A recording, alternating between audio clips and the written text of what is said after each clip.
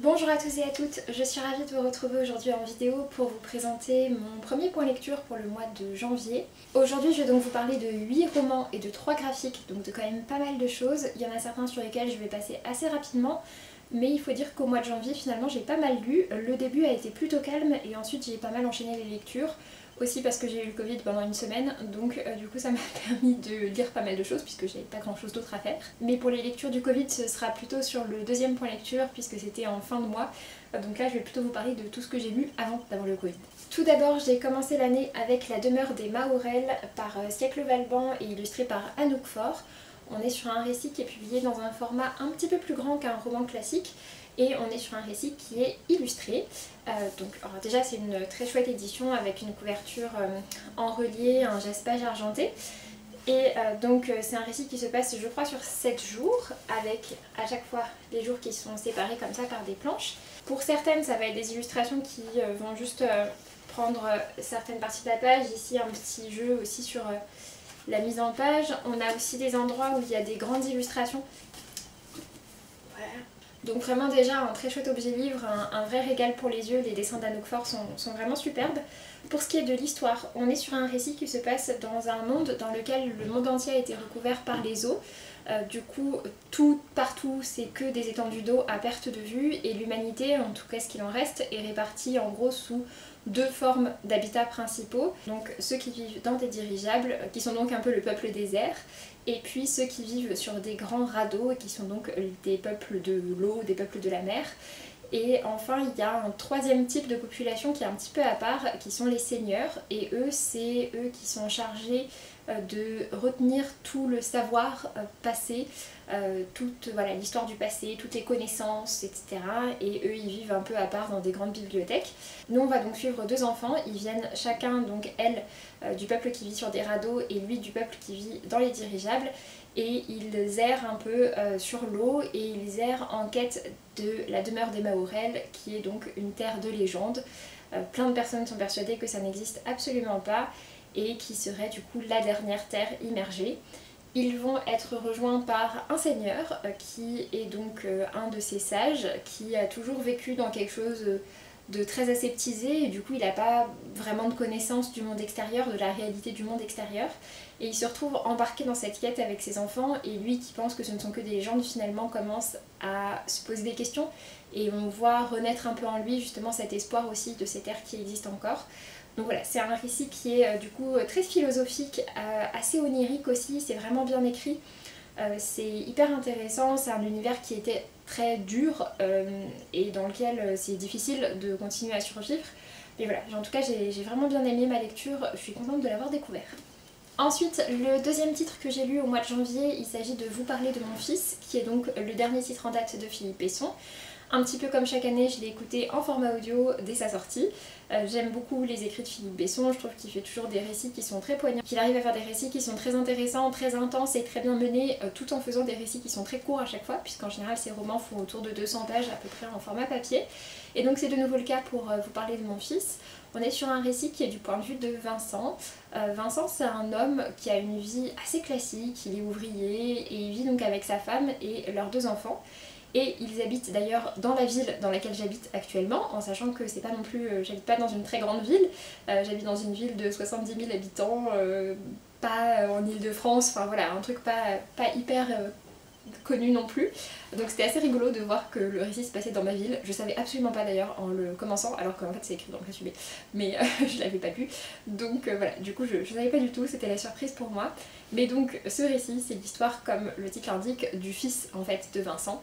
Et ce fils subit un harcèlement scolaire qui est très très intense et qui est suffisamment fort pour le pousser à mettre fin à ses jours. Et donc en fait c'est un récit qui se passe sur une seule journée dans lequel on est vraiment dans les pensées de Vincent, donc dans les pensées de ce papa qui assiste ce jour-là en fait à la marche blanche qui est faite par rapport au décès de son fils. Et du coup tout au long de la journée il va se remémorer des choses par rapport à son fils et revenir un peu sur tout ce qui s'est passé au cours des derniers mois. Tout le désarroi qu'ils ont ressenti avec sa femme, leur impossibilité de faire quoi que ce soit pour aider leur fils. Ils se sont sentis complètement dépassés par ce qui se passait, ils se sont rendus compte qu'il y avait un harcèlement quand il était déjà trop tard. et quand ils ont essayé de faire avancer les choses, en fait, voilà, juste ça il s'est rien passé, ça n'a pas aidé. Donc voilà, c'est vraiment ce récit-là qui est raconté, c'est un récit qui est du coup assez dur et assez fort. La version audio est vraiment très bien faite. Et forcément voilà, du coup c'est un récit qui parle beaucoup de culpabilité, des questionnements qu'il peut se poser en tant que père, en tant que parent. Donc voilà, j'ai trouvé que c'était un récit qui était vraiment touchant et qui était vraiment bien mené, encore une fois, de la part de Philippe Besson. En parallèle de ça, comme chaque année, je me fixe un petit peu ce petit objectif de commencer l'année avec un pavé de fantasy, donc un gros roman de fantasy que j'ai envie de lire, qui me fait vraiment envie, parce que j'adore la fantasy, j'adore les gros livres de fantasy, mais je prends pas forcément beaucoup le temps de les lire. Et donc voilà, j'essaye de commencer tous les ans l'année avec ça, d'en faire un petit peu une petite tradition pour que ça donne une direction, un objectif, une lancée, un élan pour la suite si on veut. Je me fixe pas spécialement d'objectif de lecture pour ma part, mais voilà, c'est vrai que chaque année je me dis que j'aimerais bien prendre le temps de lire tous ces gros livres de fantasy qui m'attendent. Donc voilà, en tout cas j'en lis au moins un en janvier. Et donc en l'occurrence cette année j'ai décidé de commencer avec Jaunes Yeux, donc, qui est le tome 4 du Sentier des Astres, qui est écrit par Stéphane Plateau et publié au Mouton Électrique. Le Sentier des Astres, c'est une série qui est en publication depuis pas mal d'années maintenant et qui est prévue comme étant terminée en 5 tomes, en sachant qu'après il y a également des hors-séries. Le tome 5 n'est pas encore sorti, je ne sais pas du tout quand est-ce qu'il pourra sortir, parce que déjà c'était pas annoncé avant quelques temps, et que entre temps les Moutons Électriques ont annoncé leur fermeture. Donc voilà, du coup je sais pas du tout comment ce sera fait pour le tome 5, j'espère qu'on pourra quand même l'avoir un jour pour avoir la conclusion de cette série, surtout si c'est le seul tome qui nous manque. Mais du coup, pour cette série, on est sur une série de fantasy qui est plutôt de la fantasy assez narrative, assez lente, assez contemplative. On est sur un récit un peu de voyage. En fait, on suit une expédition qui part dans le Grand Nord à la recherche du coup justement du Sentier des Astres, qui est réputé pour avoir certains pouvoirs, certaines capacités. Et du coup, nous on suit toute une expédition qui, au fur et à mesure du temps, va être de plus en plus réduite parce qu'il y en a de moins en moins qui survivent en fait à cette expédition. Mais donc on a ce récit de voyage qui est raconté du point de vue du barde qui les accompagne. Et puis en parallèle de ça, à chaque fois on a une deuxième narration. Et depuis le tome 2, la deuxième narration c'est celle de Shakti. Shakti c'est la seule femme de cet équipage, c'est une femme qui était une courtisane et qui fait ce voyage avec sa fille qui s'appelle Kunti. Et donc voilà, elle nous raconte son histoire depuis le tome 2 qui s'appelle donc Shakti, mais aussi dans le tome 3 qui s'appelle Mejo et dans ce tome 4 qui s'appelle Jaunes Yeux.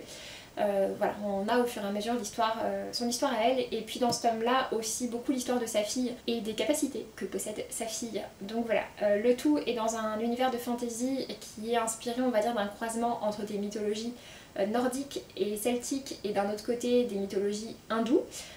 Qui sont deux cultures que connaît très bien Stéphane Plateau et qu'il apprécie beaucoup et qu'il a décidé voilà, donc de mêler. C'est vraiment super bien fait, c'est hyper bien écrit, c'est un récit du coup effectivement qui est assez lent mais en même temps que je trouve vraiment prenant et vraiment intriguant et vraiment voilà, j'aime beaucoup, je trouve ça hyper bien fait. J'espère vraiment qu'on aura le tome 5. Ensuite, très rapidement, j'ai lu un essai qui s'appelle Résister par Salomé Saké. C'était ma copine Imen qui en avait beaucoup parlé, qui en avait dit beaucoup de bien, et j'avais vu qu'il était disponible en version audio sur Nextory. C'est un essai qui est très court, en papier je crois qu'il est vendu seulement 5 € et c'est un format poche. Ou semi-poche, et puis en version audio il doit faire quelque chose comme 2 heures d'écoute, donc voilà, vraiment ça se lit très vite.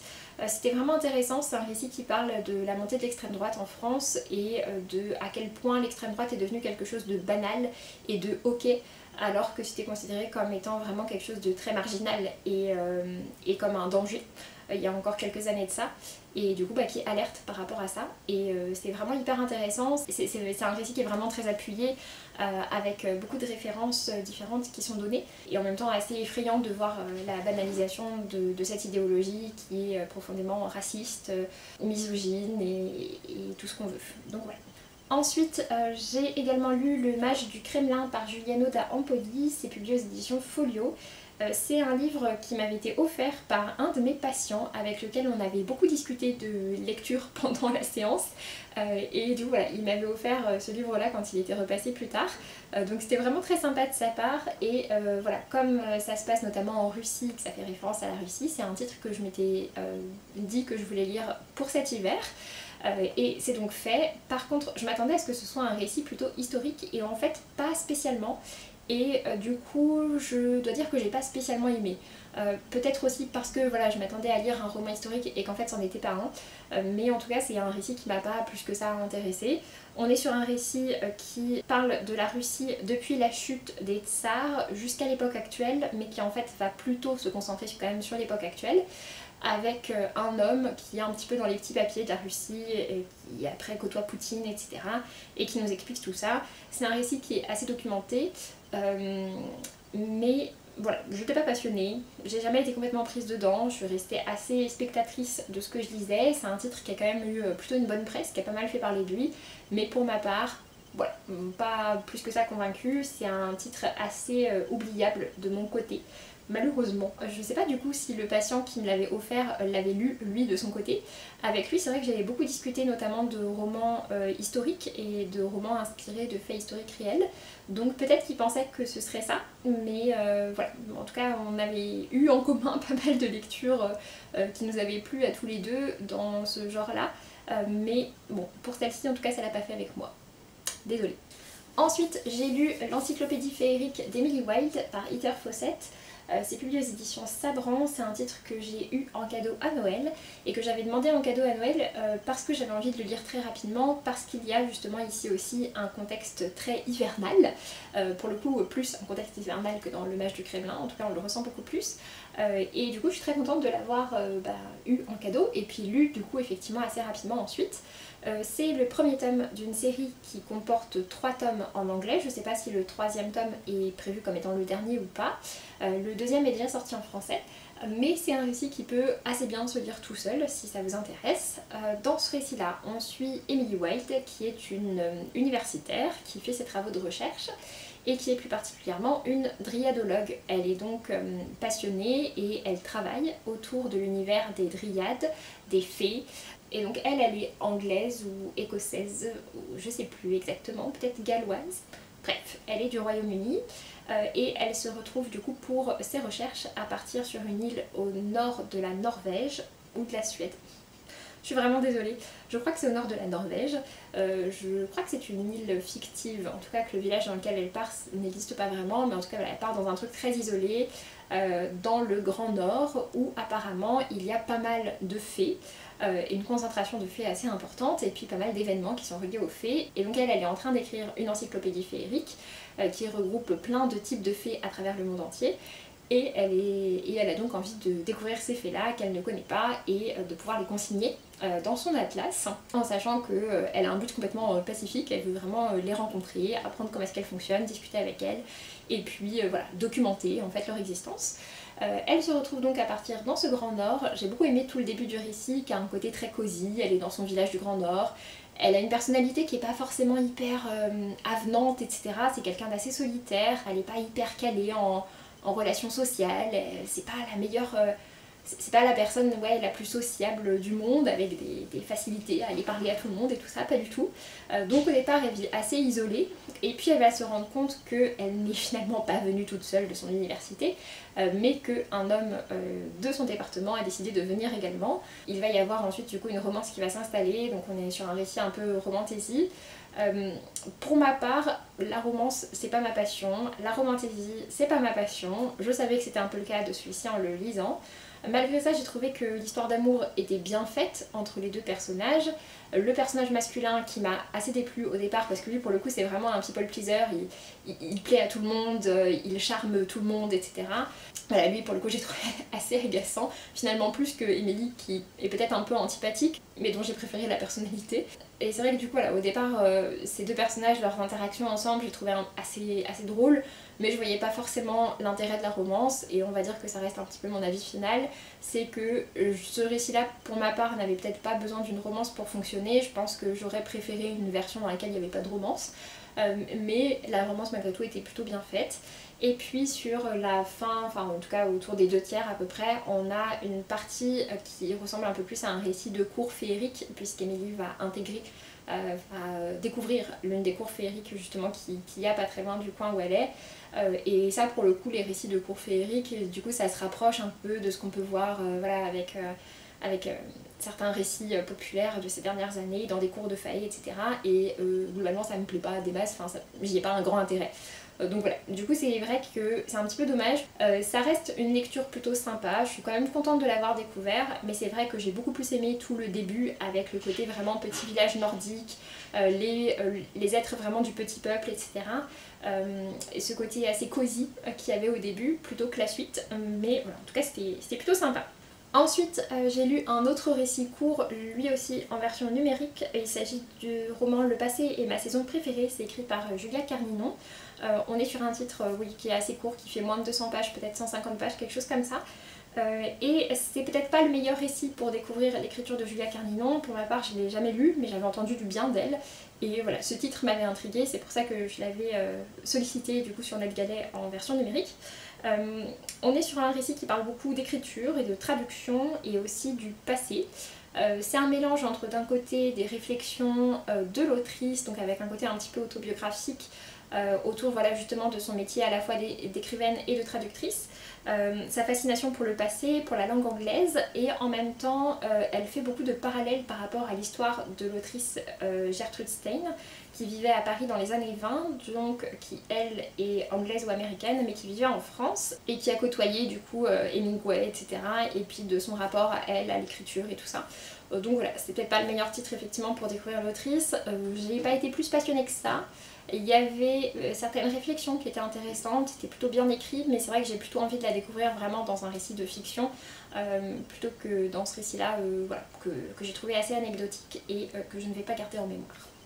Pour terminer du côté des romans, je vais vous parler d'un récit que j'ai beaucoup apprécié. Il s'agit du roman qui s'appelle Le sang des innocents par S.A. Cosby. C'est un titre que j'ai lu en version audio, il vient de sortir chez Audiolib. Je crois qu'il est aussi disponible en poche maintenant. C'est un roman noir, un roman policier, thriller, mais vraiment un roman noir très sombre. C'est un récit dans lequel, au tout début, on suit l'histoire de Titus. C'est un jeune shérif et il est noir de peau et il vit dans le sud des États-Unis, dans une petite ville qui est quand même assez profondément raciste, dans laquelle il y a des groupes de nostalgiques, de confédérés, etc. qui se réunissent. Et qui ne voit vraiment pas d'un bon oeil le fait d'avoir un jeune shérif qui est noir. Et donc dans tout ça, lui, il essaye un petit peu de faire sa place, et le récit s'ouvre avec une tuerie qui va se passer dans une école. On est donc aux États-Unis, Titus et son équipe interviennent sur place, ils arrêtent l'homme qui est en train de tuer et qui est un jeune homme noir. Et on découvre en fait qu'il n'a fait qu'une seule victime, qui est un professeur. Et donc du coup se pose la question de si c'est vraiment une tuerie ou si c'est vraiment plus un acte ciblé sur cet homme-là. Et cet homme, ce professeur qui était extrêmement aimé par tout le monde, qui est vraiment une figure locale de référence et appréciée par tous, et bien lorsqu'il décède, en fait on va se rendre compte qu'il a versé dans des choses qui sont très très sombres. Et avec ça va s'ouvrir en fait une autre enquête qui est beaucoup plus large et dans laquelle on va découvrir plein de choses vraiment affreuses, avec notamment plusieurs meurtres de jeunes adolescents et des meurtres vraiment très sanglants avec beaucoup de torture, etc. Vraiment des choses assez horribles que Titus va du coup découvrir, et il essaye du coup forcément de mener cette enquête, de comprendre qu'est-ce qui s'est passé, qui est derrière tout ça, parce qu'on sait qu'il y a une autre personne encore en vie qui est derrière tout ça et dont on ne connaît pas l'identité. Donc voilà, j'ai trouvé que c'était un récit qui était vraiment très bien fait, qui était hyper bien mené, c'est très intelligent, c'est très sombre, mais ouais, vraiment tout est hyper bien ficelé, toute la traque autour du tueur, c'est un récit qui ne fait que monter au fur et à mesure en pression.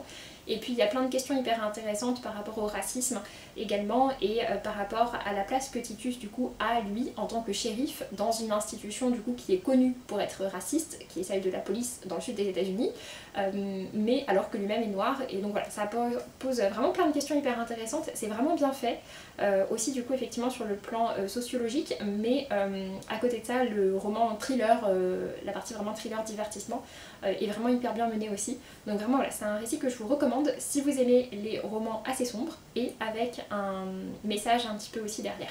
Et la version audio était hyper bien faite, je vous la recommande franchement si vous aimez lire ce type de livre en version audio, c'était vraiment très réussi. Ensuite on va passer côté graphique, j'ai 3 titres graphiques à vous présenter et les 3 étaient très chouettes.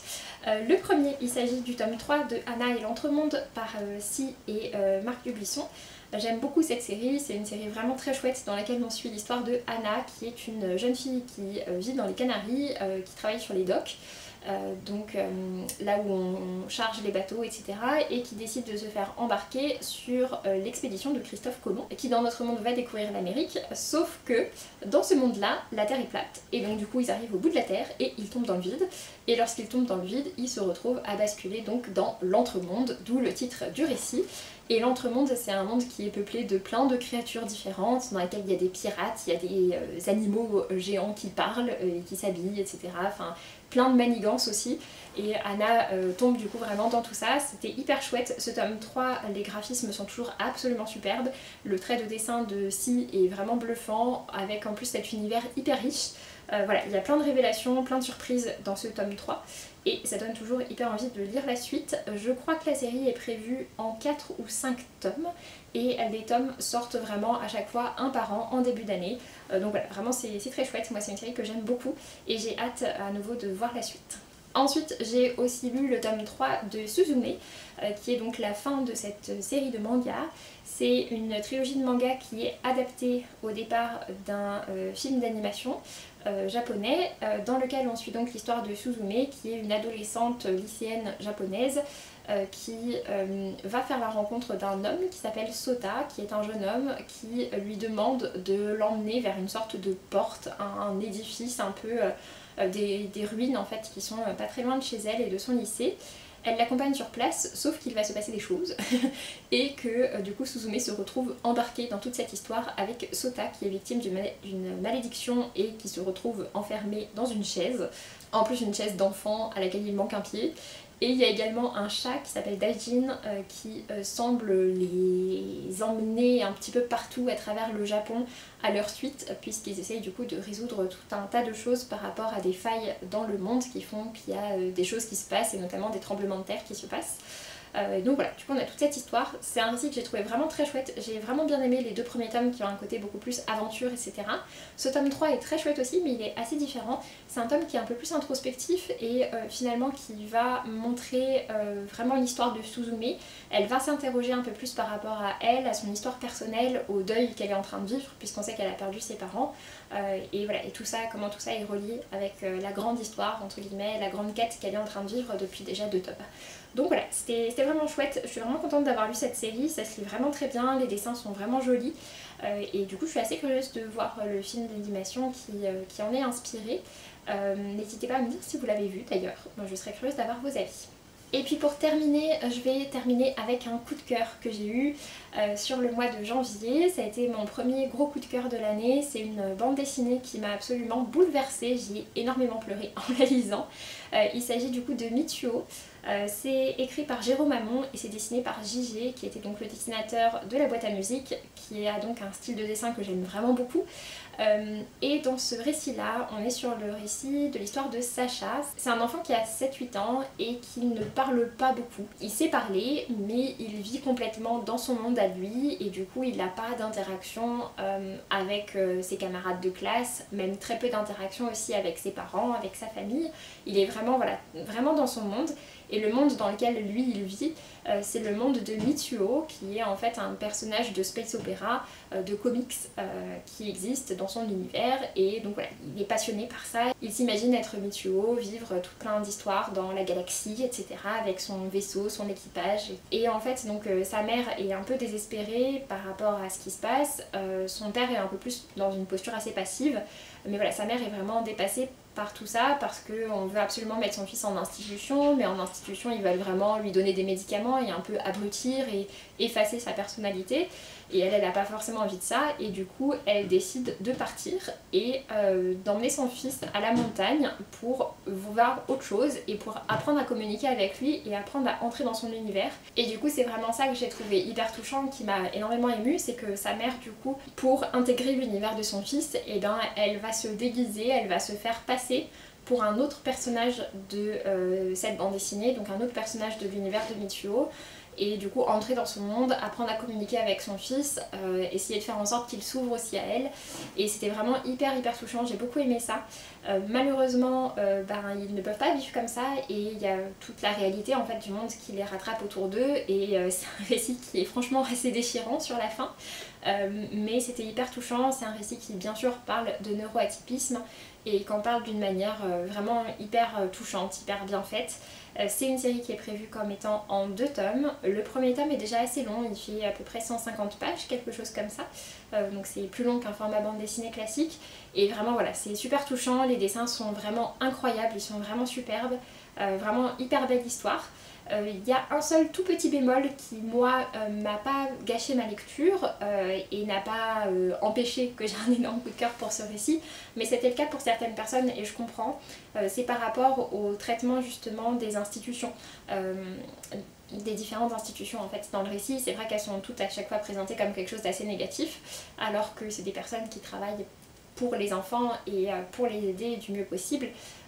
Donc voilà, c'est vrai qu'on espère qu'il y a un petit peu plus de nuances par rapport à ça au niveau du tome 2, mais en tout cas vraiment sinon c'est un récit qui m'a énormément touchée et que j'ai beaucoup aimé et que je vous recommande du coup franchement très chaudement. Je pense que c'est un récit que je vais m'acheter pour l'avoir en version papier parce que j'ai très envie de l'avoir, de pouvoir le refeuilleter, de pouvoir le relire, de pouvoir repleurer en le lisant et de pouvoir le faire lire à tout le monde bien entendu. Mais voilà, en tout cas c'est un récit vraiment que je vous recommande très chaudement, vraiment mon premier coup de cœur de l'année et pas un petit coup de cœur, vraiment le gros coup de cœur. Sur ce, j'en ai donc terminé avec cette vidéo, j'espère qu'elle vous aura plu, j'espère que je vous aurai donné envie de découvrir certains des récits dont je vous ai parlé parce que j'ai fait quand même plein de chouettes découvertes pour ce début du mois de janvier. Et puis donc pour ma part, je vous laisse et je vous dis à très bientôt pour une prochaine vidéo. Salut!